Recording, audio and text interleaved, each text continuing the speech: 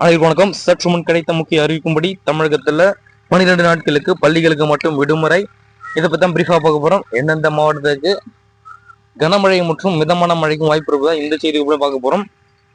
And நம்மளோட channel இப்பதான் வந்திருக்கீங்கன்னா மறக்காம சப்ஸ்கிரைப் பண்ணிக்கோங்க. பக்கத்துல இருக்க பெல் ஐகானை கிளிக் பண்ணி ஆல் அடிக் பண்ணிக்கோங்க. அண்ட் முக்கியமான விஷயம், வீடியோ ஸ்கிப் பண்ணாம பாருங்க. அப்பதான் நான் சொல்ற தகவல் என்னன்ட்டு உங்களுக்கு வந்து முழுமையா சேரும். அண்ட் நீங்க எந்தெந்த மாவட்டத்தில இருந்து இந்த வீடியோ பாக்குறீங்கன்னு சொல்லிட்டு மறக்காம கமெண்ட் பாக்ஸ்ல கமெண்ட் பண்ணுங்க.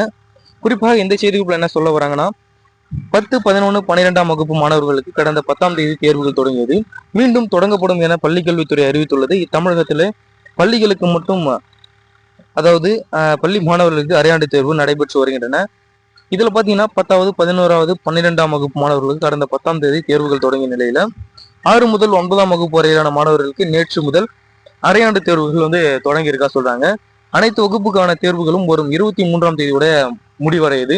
இந்த நிலையில மாணவர்களுக்கு டிசம்பர் 24ஆம் தேதி முதல் ஜனவரி 4ஆம் தேதி வரை 12 நாட்கள் அரையாண்டு தேர்வு விடுமுறையாக அறிவிக்கப்பட்டிருக்காக ஒரு கூடுதல் செய்தியாக நம்ம பார்த்து கொண்டிருக்கிறோம்.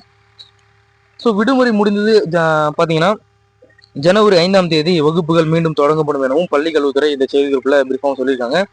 இது போன்ற விடுமுறை மற்றும் பள்ளி பற்றி கூடிய தகவலை உடனுக்குடன் துல்லியமா தெரிஞ்சிடும் அப்படின்னு நினைச்சீங்கன்னா கீழே ரெட் கலர் பட்டன் கிளிக் பண்ணி சப்ஸ்கிரைப் பண்ணிக்கோங்க. பக்கத்தில் இருக்க பெல் ஐகானை கிளிக் பண்ணி ஆல் அடி பண்ணிக்கோங்க. நன்றி, வணக்கம்.